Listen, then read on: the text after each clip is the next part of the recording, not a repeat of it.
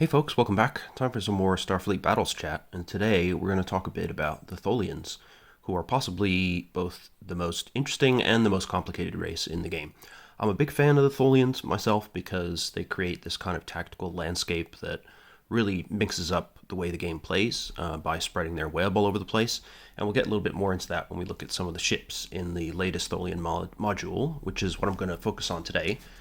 That is Module R4T, the Tholian Will. Now, before that, I should just say that if you followed my recommendations in previous videos, hopefully you've got Starfleet Battles Basic Set, you got Advanced Missions, and then you were taking a look at C1, C2, and C3.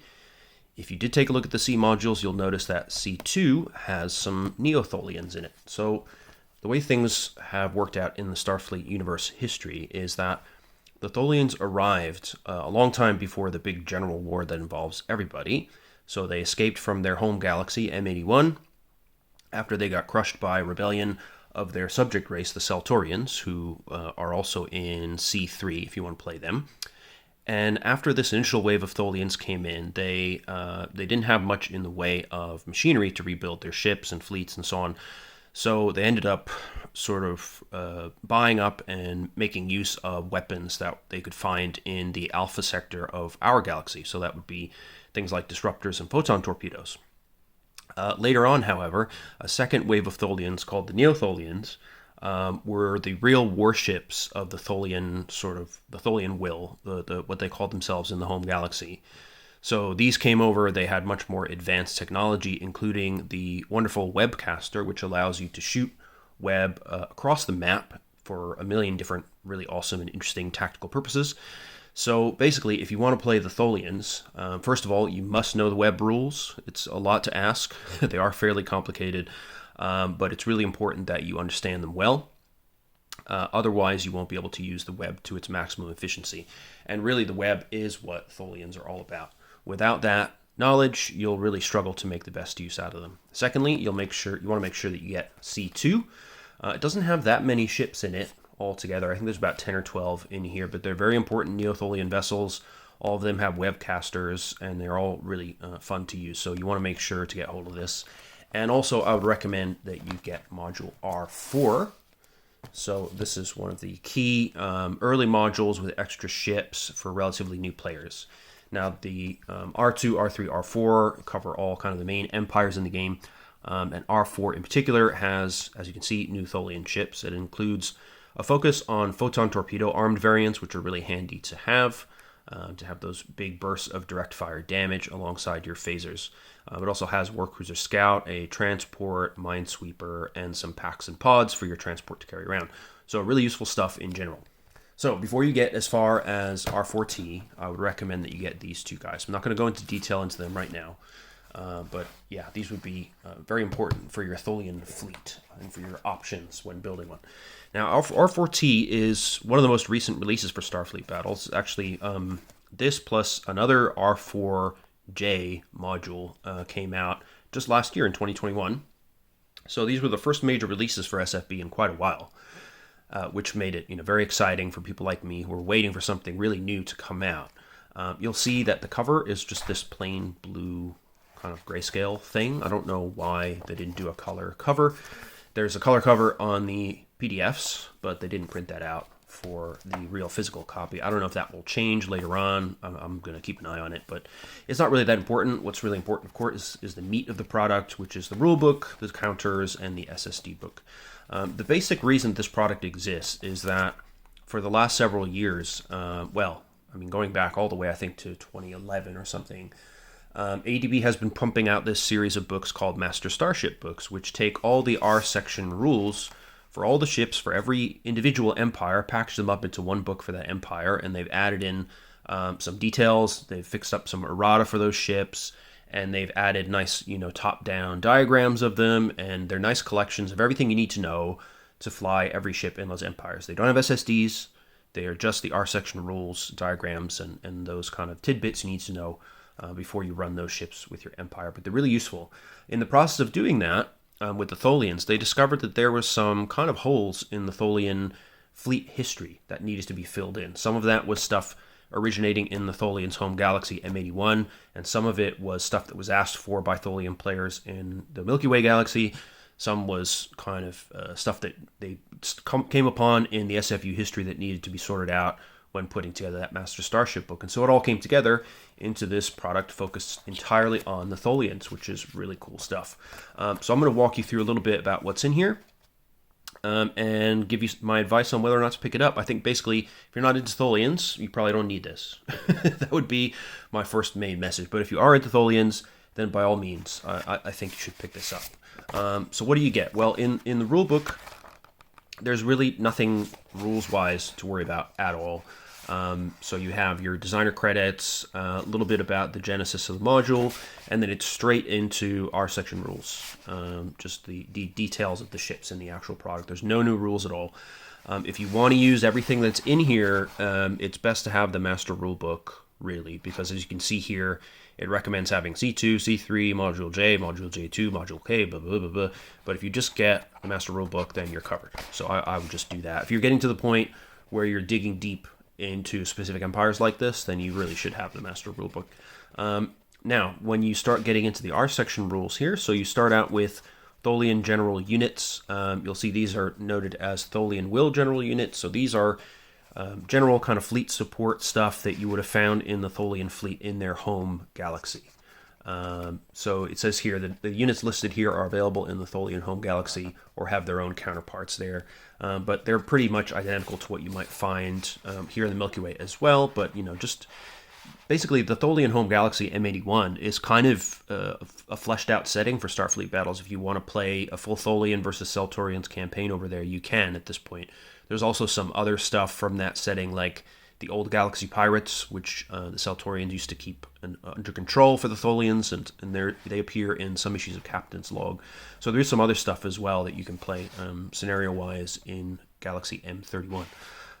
So we have these Tholian Will general units. We have things like relay stations. We've got jumbo variants of auxiliary carriers, or not carriers, sorry, cruisers, armed freighters.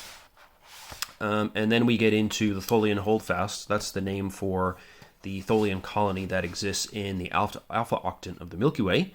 So these are the guys that came over from, fleeing the revolution of the Seltorians, came into our galaxy. And there's a whole bunch of new stuff in here for the Tholian police forces. So in SFB and in FC, lots of empires have police forces that are kind of like guarding the home front. They're smaller ships that are focused on dealing with small police type actions around the home worlds and stuff like that. So they're not armed with heavy weapons. They tend to be specialized for kind of local defense. So there's a bunch of variants of police cruisers and destroyers and everything for the Tholian Holdfast in here, defending in the Milky Way galaxy. We've even got destroyer carriers, scouts, leaders, transports, web chargers. Then we got war destroyer variants for the police as well. Then other police variants, which includes more carriers, flagship, and some other stuff. Then we have general Tholian units. So we have destroyer leaders. We have a mauler as well for bombarding fixed points of defense. We have pocket battleship, which is kind of an interesting one. This ship apparently was a bit of a mistake. They thought it would be good to build this thing, which kind of packs a lot of firepower and some fighters into a small package, but then it was destroyed with all hands in its first kind of major engagement. But you can play as it here, which is pretty cool. Then we've got some web tenders to look after your web defenses. Then we've got packs and pods. So these are things like fighter resupply packs, carrier pods that hold fighters and everything. The usual stuff that you'd expect for tugs and transports in SFB. Then we get into home galaxy stuff again. So this is variants for the Neo-Tholians that would have been flying in the fleet in the home galaxy. So as you'll see when we get to the SSDs, there's some pretty clear differences between the home galaxy and the Milky Way galaxy variants. And we do have some of those as well here in this product, the home or Milky Way galaxy variants. Then we got some Tholian fast ships, which I think are conversions from the Federation and Empire game. They allow you to move faster on a strategic level. Then we have Neo-Tholian heavy carrier. And what was really exciting to me about this product, the Tholian Legends section. So the legendary Tholian battleship, which is a big crazy thing. It's built out of a whole bunch of cruiser hulls mashed together into a gigantic battleship. You'll see it's classified as status impossible, not even conjectural, just impossible. But it's here, and also there's two variants. There's the Stellar Domination ship, which carries fighters and PFs, and there is the battleship carrier as well. So you can play this very fantastical, huge battleship, which I will show you in the SSD book. It's great fun, very silly and gigantic. And what's not to love about a very silly and gigantic starship in SFB? Loads of fun to play. And here you can see the diagram for the BBV, the battleship carrier, with loads of fighters stacked across it. It's kind of cool. Then we have a section on some Tholian fighters. So the 4S Heavy Superiority Fighter, the 5S Fast Superiority Fighter, and then a note about there's some SSDs for fighter squadrons, since you can mix and match on some of these ships. And then we have a Tholian workboat as well, which is kind of a gunboat variant, PF variant. Then we have X ships, first generation X ships for the Tholians. I believe there's a couple of these in X1 and X1R, but we got some more here in this module as well, which is cool. So these are ships that have the next generation of tech, and that allows them to do things like pump more energy into the webcasters and web fists and other cool tech that the Tholians have, which is really useful. Of course, they get all the other benefits that X ships get, like they always move last during the impulse, so you can get to jump on people, all these kind of benefits with their additional battery capacity and so forth. There's also some X ships with collars, so this is kind of a structural thing.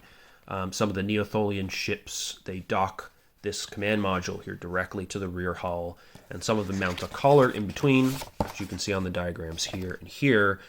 That basically allows for some extra weapons and stuff to be jammed into this space frame. So it's a useful thing. And in SFB, of course, if you want to, you can separate your ships, either pre-scenario or because of the scenario, or if you're in a desperate situation. So during the scenario, you could potentially pop off your command module and fly it around separately from your rear hull. Not that you necessarily want to do that, but if you're really in trouble, there may be some benefits to doing that. So we have a bunch of new X ships here, and then we have a separate SSD as well for the advanced command module itself if you do separate your ship. Then we have some scenarios to play with, which is always great, and then a master ship chart, which gives you all the data you need on each individual ship. Always good to reference that before you start a game. Then we have some annex data for the ships as well, and that's it. So pretty light rulebook content, nothing actually rules-wise you need to know at all. Then we have a little tiny sheet of counters here. So here we go. Probably if you're going to do big Tholian fleets, you might want to get an extra set of these. It's only a couple of bucks from the ADB website to get this counter sheet if you order directly from them. But yeah, again, obviously you get everything you would expect on this counter sheet. You get the new Neo-Tholian vessels, lots of police destroyer variants, which I was talking about a moment ago. The big boys like the Stellar Domination ship, the battleship, and the BBV are here. Then we've got some new Neo-Tholian stuff, including the battleship variants. Then we've got our X ships down here, including Neo-Tholian X ships. So everything that's represented in the product, you've got a counter for it, which is great. And these, of course, are the new style counters. Since this is a 2021 product, you can see they do have a nice degree of detail. It may not come through on the camera here, but you can actually see all the same details that are on the top-down diagrams in the R section rules. You will get to see them on the counters as well. So now let's take a look at some SSDs. So in this book, you get 65 SSDs in total, which is really pretty decent amount. Now, some of these are going to be general units, which are not really relevant unless you're doing campaigns or specific scenarios. So these are things like Q ships, armed freighters, jumbo freighters, blah, blah, blah. But it gets interesting pretty quickly because then you get into some Tholian Holdfast revised ships. One of them is corrected, so I guess it was misprinted in a prior product. These other ships, I suppose, given the length of the General War and the hectic nature of the Tholians' history, they will have revised certain designs over time. So here we get some of those. Then we have lots and lots of Tholian police ships. Then we have some of our interesting sort of more quirky ships like Maulers, the pocket battleship, Then we've got some home galaxy and Milky Way galaxy variants for the Neo-Tholians, fast ships. Then we have fighter squadrons and the X ships at the very end. So nice variety of stuff. So as I mentioned, the first 15 pages or so are the kind of few ships. We've got large freighters, and we've got armed freighters. You can see here auxiliary cruisers. We've got a system activity maintenance station. Really, again, very campaign-focused stuff. A large auxiliary cruiser, which has some optional weapon mounts here. These are a bit customizable for your campaigns. We'll kind of skip through this stuff because it's not the most exciting. Then we get into the good stuff. So here we have a revised Tholian dreadnought. You can see a kind of characteristic shape. So this is kind of intimating to you that the dreadnought is composed of multiple Tholian hulls kind of grafted together to make this odd shape and this space in between. So you can see this guy, it has a number of phasers. Particularly, we've got a nice crop of phaser 3s in the back.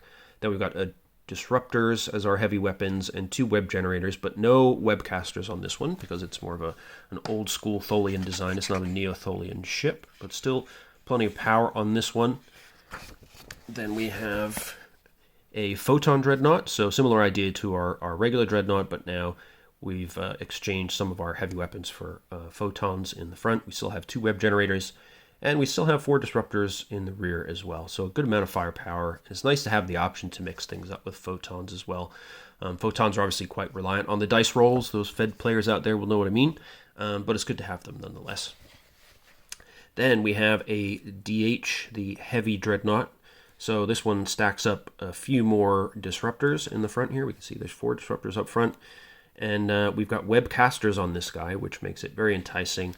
I can't stress enough how annoying it can be with a webcaster. So if you see the table down here, basically you pump in from 1 to 5 energy, and then you can create between 1 and 5 hexes of web at a distance. And depending on how much energy you pump in and how many hexes you create, your web will have a different amount of strength. So if you pump in 5 energy, what you would typically do is you'd want to create usually 5 hexes of web, and that would have strength 10.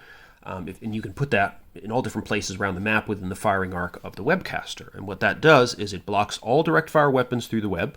If your opponent runs into it at high speed, they'll take damage and slam to a halt. If they're not going fast enough to take damage, then they will have to spend movement points up to the strength of the web to eventually push through. And while they're there, they're just stuck in the web, open to your fire. So really, it forces terrain into your opponent's face that they then have to immediately react to. They can't shoot you through it.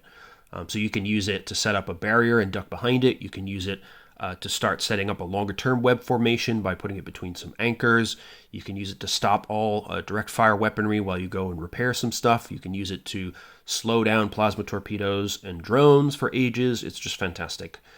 So I'm a big fan of the webcasters with Tholians. It's really, really great fun. So having a big dreadnought like this with that capability, I think would be fantastic fun. Heavily armed and able to just direct his opponents around the board, basically, which is not fun for them, but fun for you. Then we have a dreadnought carrier. So this one, we have the Tholians all carry their fighters on external shuttle base. What that means is that they're actually really good carriers because you can, when fighters are in external bays, you can release and launch all your fighters at the same time. Different types of carriers in SFB have different rates of launch. So the Hydrons, for example, they have launch tubes that allow them to spit out fighters really fast. And the Tholians are like that too with these external bays. They can just shunt out every single fighter all in one impulse and just get it going. Now, their fighters are not the best in the world, but they do take a lot of damage. So you can see they have 14 points of damage on their little SSDs down here.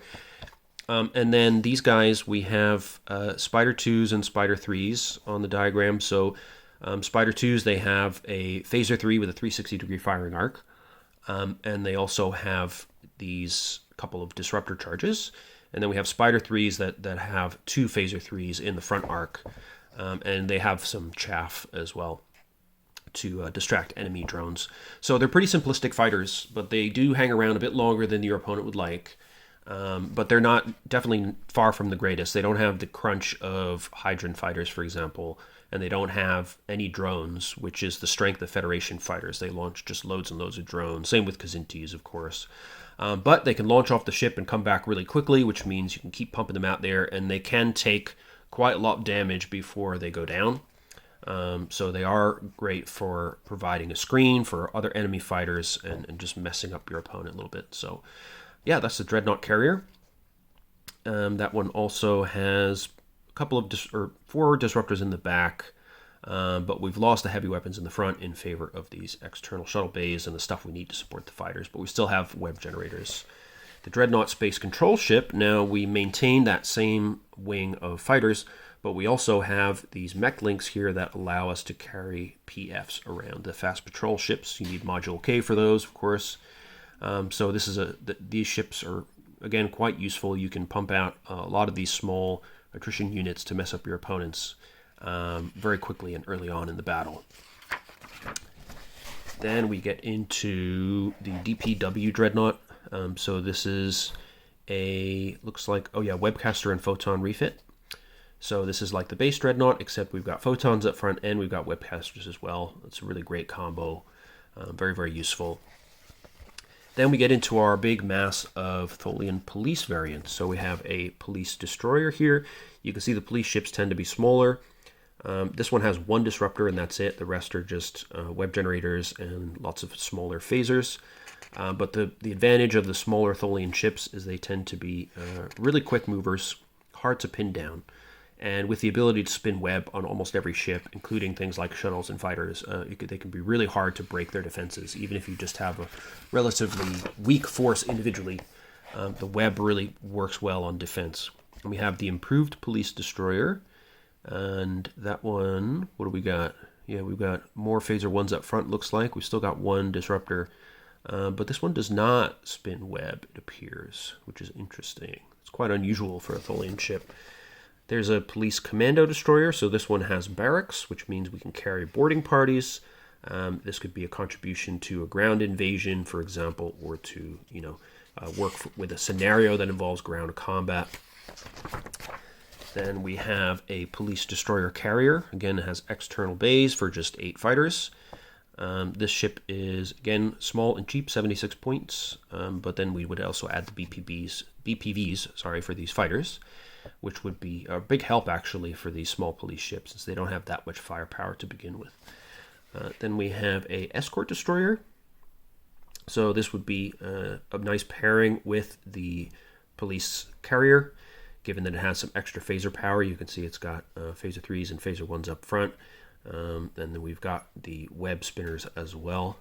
And it also has these 2 shuttle bays here, which would allow it to help service the fighters. So it says here, as a carrier escort, the ship has deck crews and ready racks to service the fighters of the carrier. It doesn't carry fighters of its own. So very useful as a pairing. Then we have a police destroyer scout, which of course has lots of special sensors, which enables you to do all the cool scout functions, like lending electronic countermeasures, breaking lock-ons, identifying drones, blah, blah, blah. Then we have a photon police destroyer. So we have our phaser 1 armament and replace the center mount disruptor with a photon torpedo, which is quite nice to have that option. Then we've got police destroyer leader, which goes back to having the disruptors. And yeah, it looks like we've got some phaser 1s up to the front and 4 phaser 3s to the back. Then we've got a police transport destroyer. So this one has a fair amount of cargo, but it can't carry pods or modules. But it seems it can tow some cargo packs. And the ship's SSD includes a cargo pack, allowing the player to operate the ship with or without one. Oh, that's handy, I suppose. Then we have a web charger destroyer. So this one is specialized for maintaining home front defenses. So instead of having phasers up front, we've got APRs, which are auxiliary power reactors, and then we've got our warp engines and a few more points of APR up front as well. So the idea of this one is to cruise around, reinforcing and charging up our web defenses, not heavily armed at all. In fact, it only has a couple of phaser 3s, so it's very specialized for that particular role. Then we have a flagship police destroyer, which goes back to having normal phaser armament up front and a special sensor available as well. And it also has some repair and cargo spaces to help out. and a couple of barrack spaces. So the flagship has a little bit of everything on board compared to the other police destroyer variants. Then we have the police war destroyer. So now we finally escalate up to having 2 heavy weapons, which is a big deal for these little police guys. It's quite useful. And what else do we have? A couple of transporters, a couple of APRs, decent amount of warp power for the size. So yeah, not too shabby. The improved war destroyer. And what does that get us? Looks fairly similar. We get additional impulse power. We swap out the web generators in the rear for more phaser 3s. Yeah. Huh. Interesting. Then we've got lab, track, shuttle, APR, and probe. Yeah, so pretty small change, I guess. If you want a little bit more firepower, you're not worried about spinning web, then this might be the guy to go with. Get those extra phasers on board. Then we've got the Police Commando War Destroyer, so another War Destroyer variant, which, as you would expect for a Commando variant, we get in some barracks spaces here on the SSD instead of probes and all that sort of stuff. We also have some tractor here instead of the disruptors. And here we have a War Destroyer Carrier. So now we've got some external bays, 8 of them in fact, to carry some Spider 2s or Spider 3s. But we keep our web generators, disruptors, and phaser 1s, which is pretty good, actually. A lot of oomph in a small package, at least for a police ship. Then we've got War Destroyer Escort. Again, this is a carrier escort designed to service the fighters of the carrier we just saw. So it's got a couple of shuttle bays here, which can service the fighters with its deck crews. It's got 2 deck crews over here. But it still has some armaments, phaser 2s and phaser 1s and phaser 3s, rather, and web generators as well. Then we have a War Destroyer Scout, which swaps all of the front phaser 1s for special sensors. So definitely one to be part of a fleet. Would not be able to defend itself particularly well on its own, but very functional as part of a group. Then we have a Photon War Destroyer, which, as you would expect, swaps out the disruptors in the Police War Destroyer frame for photons. Then we have a War Destroyer Leader, which goes back to having disruptors. And then we've got web generators in the back, a little bit of extra impulse power. And I guess as a leader, we're going to have some command rating of 6. Which is this command rating of 5. All right, then we have a Police War Destroyer Transport. So this, as you would expect, gives us some cargo spaces right here. So this also comes with a cargo pack on the SSD for your convenience. Then we have another web charger on the War Destroyer space frame here. So we have APR replacing the front phasers and heavy weapons so that we can use that extra power to charge up our webs. Again, very useful. And we've got a flagship War Destroyer. So this, again, as with the other flagship we saw, we get a little bit of everything. So we get phaser 1s in the front, we get a probe, we get a special sensor, we get some cargo, we get some repair, we get labs, then, some web generators still. So a little bit of everything. And here's a small police carrier. Look how tiny that is. Only 48 points. Just carries 4 fighters on his external bays. And then it only has 2 phaser 1s to the front. That's the only armament it has for itself. So not going to be a huge amount of help in a big fight. Then we have a Tholian police flagship. Again, with a number of different options all in one package here. Barracks, probes, special sensors, batteries, repair, cargo, and both web and phasers to the rear. Then we have a Destroyer Leader, which has disruptors and phaser 1s to the front and back, as well as the usual web generators. All right, now we're getting into maulers, which are quite an unusual thing for the Tholians to use. But I guess if you're doing a campaign and you need to try and be on the offensive and take down a fixed point of defense on your opponent's empire, you would want something potentially like this that can do loads of damage to a stationary target. So as is typical with a mauler, it's got loads and loads of batteries all linked up, and you can use that to juice up the mauler and fire out in these very specific and quite annoying firing arcs. So we've got the Mauler Cruiser and a Mauler War Cruiser, which is a little bit more robust in terms of its own armaments and ability to sustain damage. Then we've got the pocket battleship, which is an interesting little one, as I mentioned before. So you can see it's quite armed up for a relatively small ship. I mean, 165 points, so it's on the level with kind of a heavy cruiser. But there's a lot of weapons here. We've got 4 phasers to the front, 6 disruptors. And actually, if it fires all these disruptors, it's subject to a shock roll, which means it could end up breaking down. So it's actually too much firepower for the frame. And we also have phaser 3s for more defensive use and web generators. Then we've got our tractor mech links here, so we can carry some fast patrol ships. And we've got 4 external fighter bays for our, looks like, what are those, Spider 3s? Yeah, Spider 3s. So a lot of varied armaments on here. I think it'd be a lot of fun to play, but you'd have to be strategic, because if you do pump too much power into those disruptors, you're going to suffer pretty quickly. Now we have a very utilitarian ship. This is the Jumbo Web Tender. So it basically exists purely to pump juice into your web. I mean, it's got a huge amount of reactor power here, including more in the center. And then we've got our warp engines, and it's got, it can't disengage by acceleration, can't accelerate by more than 3 movement points per turn.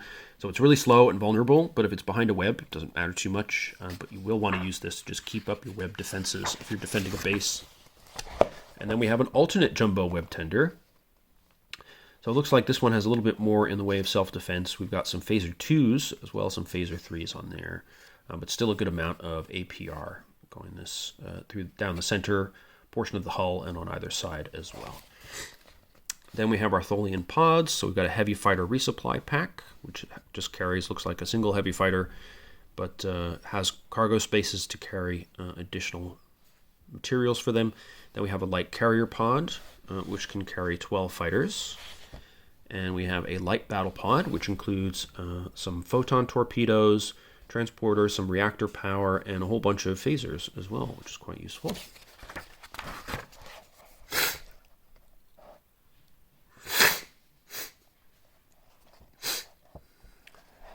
All right, now we get into the good stuff. So we have a Neo-Tholian battleship. This is a home galaxy variant. So this is what they would have fielded as a Neo-Tholian battleship in a fleet in the home galaxy. And you can see the main difference that you might recognize if you have Module R5, which has battleships for everybody, including the Neo-Tholians, is that it replaces the disruptors with particle cannons. Particle cannons are able to fire more than once per turn, but they do not do the same kind of damage as disruptors. And the fact that you need to shoot them more than once is often a detriment, because it gives your opponent a chance to turn away, because there is an impulse delay before you can fire the second time. But this is the weapon that was used in the home galaxy, so this is what they carried with them on their ships during that time. They still have a huge amount of general weaponry, including 4 webcasters, one pointing to the front, one pointing to the rear, and one on either side as well. So they can put up web for defensive or offensive purposes on any facing of the ship, basically, which is really great. They also carry up to 6 transporter bombs, tons of crew units, as you would expect. So very, very capable and beefy ship, and as you might expect for 376 points, you can definitely put the hurt on. And with 4 webcasters, you also have the ability to use them as web fists as well for good damage if you do have energy to spare. Then we've got the home galaxy variant of the Neo-Tholian Dreadnought, which again, we're going to particle cannons instead of disruptors. This one has 3 webcasters, so we've got no webcasting ability to the rear, but still a powerful ship at 240 points. Good phaser armament as well, with phaser 1s to the front on the command module and 6 more on the main body of the ship, and then some phaser 3s to the rear for more defensive fire. Then we've got the Neo-Tholian heavy cruiser in the home galaxy. Again, particle cannons. We're down to just 1 webcaster on this guy, which is unfortunate, but still very useful. In fact, if you play Tournament SFB, you'll know that just having 1 webcaster alone is enough to make a ship very, very hard to defeat if you have a skilled player. Both the Neo-Tholian and the Archaeo-Tholian tournament ships have 1 webcaster, and that's more than enough to cause lots of havoc for your opponent. Then we have a light cruiser home galaxy variant, which is just, as you would expect, a little bit of a smaller version of the heavy cruiser frame, a little bit less heavily armed. Then we have a Neo-Tholian destroyer, which comes in a Milky Way galaxy and an Andromedan war variant. So there's a post-General War variant for when everybody was fighting against the Andromedan invasion. So this SSD shows the refitted chip without the webcaster refit. So what they do with these is they will tell you, so here, what the webcaster refit will cost, the year in which that's available, and then the shaded webcaster is a Rage 22 disruptor if you're not using that refit. So they're pretty much assuming that if you're going to use this chip, you'll probably want to have the webcaster on there if it's available, but letting you know that if you don't pay for that refit with the 6 points, or if it's not Y184, then you'll need to have a Range 22 disruptor with the same arc in that spot instead. So that's one of the ways that they, in SFB, will economize a little bit with the SFBs if there's, or the SSDs, sorry. If there's a small difference that you can do with the refit, they will shade the boxes and let you know what you need to do to make that refit work somewhere on the SSD. So yeah, it's a small Tholian chip, but it still has that webcaster, assuming you've got the refit, which is really great to have even on a small ship. And then we have the frigate, which does not have the option for a webcaster, but it does have a web generator, so it can at least contribute to building a web defense, but it's not going to be able to cast web about and really break up your opponent's formations. Then we're getting into Tholian advanced technology. So these are the X ships, and you can see that, just in case you weren't aware, it says first generation X ship right here. The other way you can tell is that the webcaster and the web fist say X webcaster and X web fist respectively, and basically you can see that you can pump a little bit more energy into the webcaster or the web fist and get a corresponding increase in the strength of your cast web or the strength of your web fist attack, which is great. So this advanced technology destroyer, we get a webcaster on it. We get disruptors instead of particle cannons because we're in the Milky Way galaxy at this point if we're dealing with X ships, which were never built in the Tholian home galaxy. And we have an assortment of phaser ones on the command module and on the main body of the ship as well. Then the advanced technology frigate, which does very similar things, but does not have a webcaster. We have just a web generator. There is no option of using it as a web snare, apparently, on this particular ship. But we still get some advantages, of course, of X technology. Then we have an advanced large heavy cruiser. Now this one has the collar structure that I was talking about earlier. So we have the command module, which is docked into a collar, which is connected to the rear hull. So it's effectively 3 sections of ship. And that collar is very useful because it gives us some extra hull to absorb internal damage, a little bit of battery power, a little bit of reactor power, and 3 more phaser ones, which is a great thing. So the ship is 265 points. Even though it's a heavy cruiser, we would expect that to be about 150 points or so if we were in non-X era ships for a heavy cruiser. So the X technology does buy us a lot more power. And again, we have the webcaster on this one and the X web fist as well, along with 4 disruptors and a whole boatload of phaser ones thanks to the command module and the collar. So yeah, pretty powerful stuff. And here we have a medium cruiser, which is a little bit less beefed up. We still have that collar with the extra phasers. We've got a webcaster to the front as well, and 4 disruptors as well. But we've got a little bit less power and a little bit less phaser armament, looks like. And we've got the advanced technology heavy destroyer, again with a collar. Do we have a webcaster? Yes, but it's on the rear hull this time instead of on the front. And we're down to 2 disruptors because it is a smaller ship, but nonetheless still 155 points. And we can use our X webcaster and X web fist as well. Then advanced technology heavy frigate. So we're down to web generators now. Don't believe, there's no web snare use available and no webcaster refit for this guy.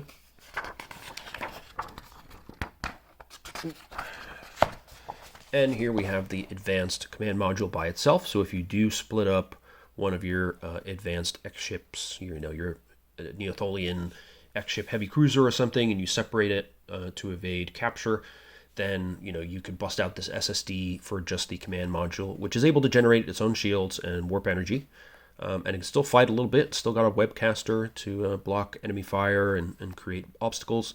Still got 5 phaser ones, so it's not as helpless as it might seem. And it is a nimble ship as well, so it's very maneuverable. And then we've got a light command module, so this would be on the smaller ships that we've just seen, so the light frigates and destroyers and so forth. And that can also separate, but you can see it's got a correspondingly lesser amount of self-defense ability and no webcaster. Now we've got our nice squadrons of Tholian fighters, so going all the way up from the lowly Spider 1s to the Spider 2s, which have a decent amount of damage and the disruptor charges that I mentioned. Spider 3s that are a bit faster and have dumped the disruptor charges for an additional Phaser 3. Then we have Spider E's, which are like a Spider 3, but they have electronic warfare pods.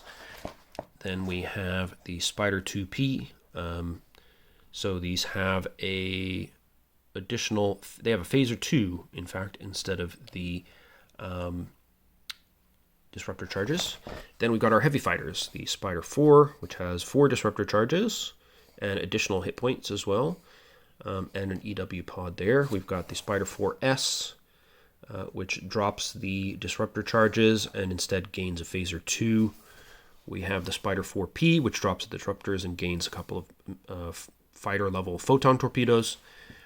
Then we have the Spider 5, which regains the disruptors and gains an additional Phaser 2 to the front as well. The Spider 5P, which again drops the disruptors for photons, and the Spider 5S, which drops the heavy weapons entirely, and instead we get 3 Phaser 2s to the front.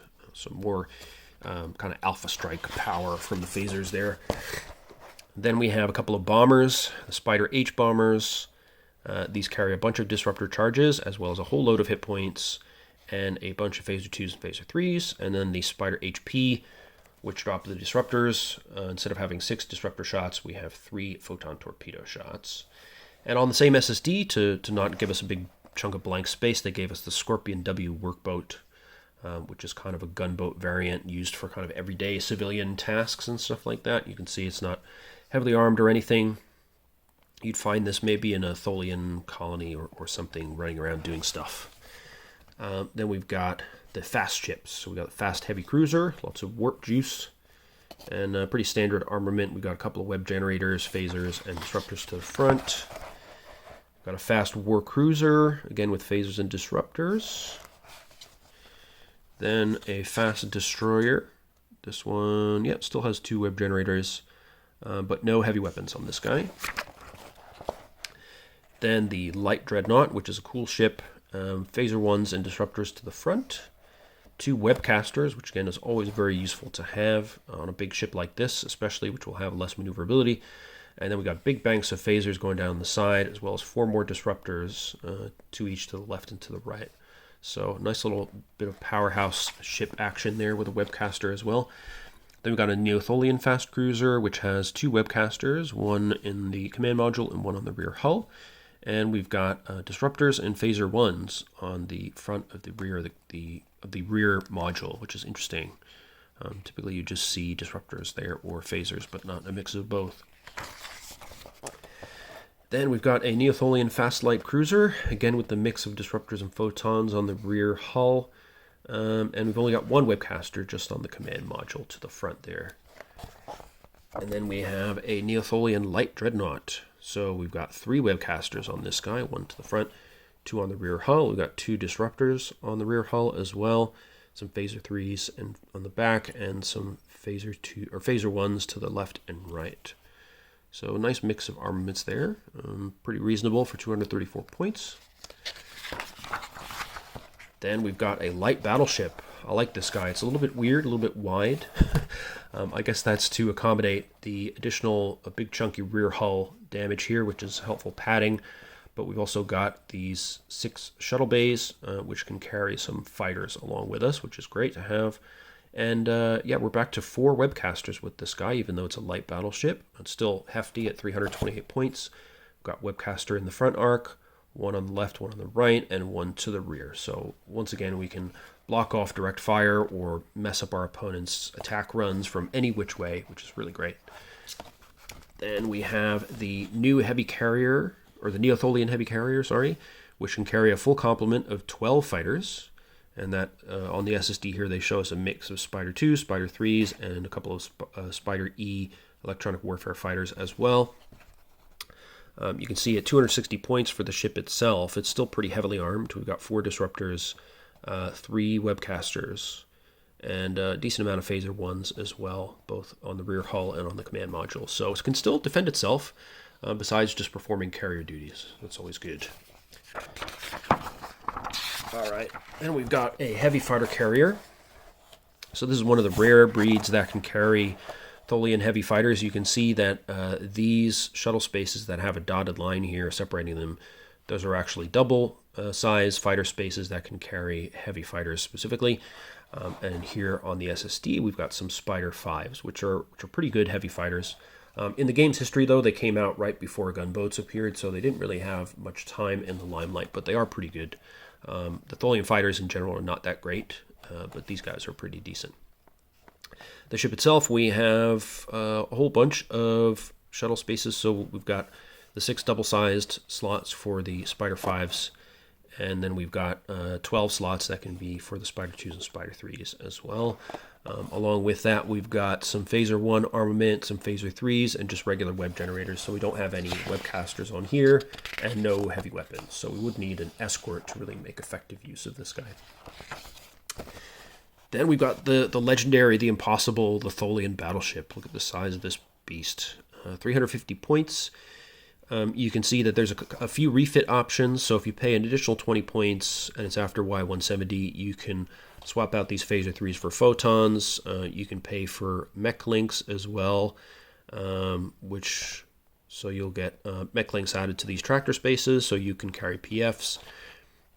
You can pay 6 points for the web snare, or you can pay 19 points after 184 to add some webcasters, which of course is what I would be gravitating towards if the scenario allowed it for sure. It's just loaded down with firepower, this guy. We've got so many phasers going up and down the side. These guys turn into webcasters if you buy the webcaster refit, so that's really useful to have. On the command module here, we've got an additional set of Phaser 1s, some web generators back here. So just loads of disruptors and lasers to be shooting out all over the place. Then we have the lovely Stellar Domination ship, which is our first battleship variant. So our impossible variant of the impossible ship. And this guy, it can carry 12 fighters of the usual Spider 2, Spider 3 variety. And it can also carry 6 fast patrol ships as well. Once again, you have the option of a webcaster refit and the snare refit, but this one does not have the photon refit because it comes with photons already. So this ship is really good fun to play. It's significantly more pricey. It's at 390 points instead of 350 because we already have some of that good stuff like the photons built in. We've got the option to carry and service all these fighters and PFs. Because of the nature of the Tholian ships where they use external bays, they can launch these into combat really quickly. So this is a really scary example of a Stellar Domination ship because once it shows up, you're just going to be deluged by fighters and PFs and just phasers all over the place. So not a pleasant experience for your opponents. Then we have the BBV, the Battleship Carrier. So this is a little bit more expensive still at 394 points. So we ditch the PFs and the mech links here, and we just have the ability to carry a huge set of fighters. So I believe we have 24 fighters available on this guy. Again, all in external base. So imagine launching those all at once as your opponent screams and runs away. Again, this one comes with a photon refit built in. You can still need to pay extra for the web snare and webcaster abilities. Of course, if the webcaster is available, you should definitely pay for that if possible. And other than that, along with the photons, you've got, once again, a huge assortment of phasers and disruptors. And, of course, 24 Spider 2s and Spider 3s. I think you got 12 of each, effectively, which is a huge compliment and helpful to screen the battleship from other threats. Then, the last ship, we have the Tholian Heavy War Cruiser, just to close things off. So it's a compact little ship with a decent amount of firepower, with 4 disruptors to the front, 4 Phaser 1s up front as well, and then some 360-degree Phaser 1s, as well as some to the side. Not much to defend it from the rear, but at least it does have a couple of web spinners. So there you go. That is every ship in Module R4T, the Tholian Will. In summary, you can see there's a lot of good stuff in there. A lot of them are going to be variants that may not mean a whole lot to you unless you're doing a campaign or if you're just really into Tholian stuff. And that just kind of is part and parcel of the territory with modules like this that really focus down on a particular empire. However, there's a lot of really cool stuff in here for my money. I would say the revised ships are really good to have, if particularly updating them from previous products. Those police variants are good for certain scenarios. It's good to have these war destroyers and other inexpensive but effective fast-moving ships. I like having new Tholians anytime, because then you get more options for webcasting, messing people around. You've got cool new stuff like the light dreadnought, the light battleship, the heavy carrier, and the impossible battleship and its 2 variants, which are great fun. And then you've got a bunch of new X ships as well. So really, all you could, can't ask for much more as a Tholian fan if you get this module. Loads of stuff that I want to fly. The price is right. I guess my main complaint would be that the actual quality of the physical product has dropped a little bit. I don't know why. It really does kind of drag a little bit of the fun out of it when you've got, I've got a whole shelf full of SFB product. They've all got these, colorful, glossy covers. And then the newest product that's, been a long wait to come out with a new SFB product, and it comes out with this just, cardstock grayscale thing. It's a real shame. It kind of drags the excitement down a little bit. The counters look great, as all the new counters do. No complaints there. Nice thick stock. They will survive for many years. I can say that for sure, because I have a big old stock of counters at this point stored up in my closet, and they're still playable after many years of abuse.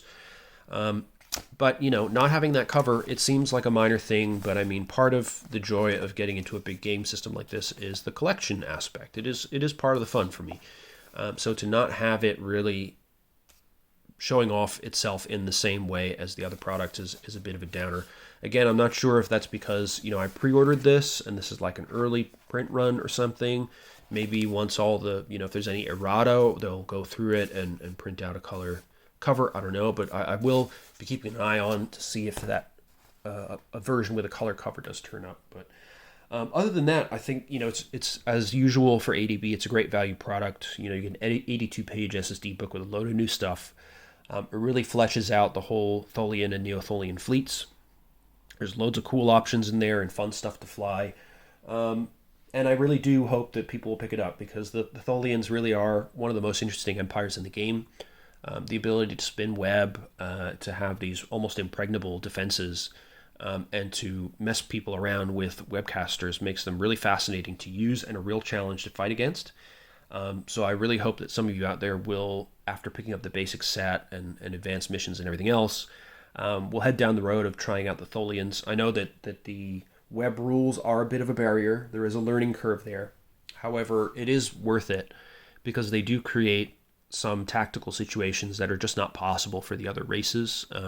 The other races that have drones, they can kind of function like mobile terrain that you have to respond to. They force the opponent to maneuver, which is something that web does, but they can't actually interfere with movement in the same way that web does, where you can slam an opponent to a stop and they are stuck, or their drones or torpedoes are stuck. And that's what web does, which gives it a totally different dynamic.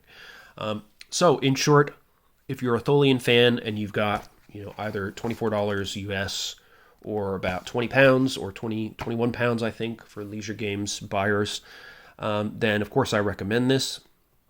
Just be aware that it will be a little bit disappointing on the shelf because it has this crappy cover.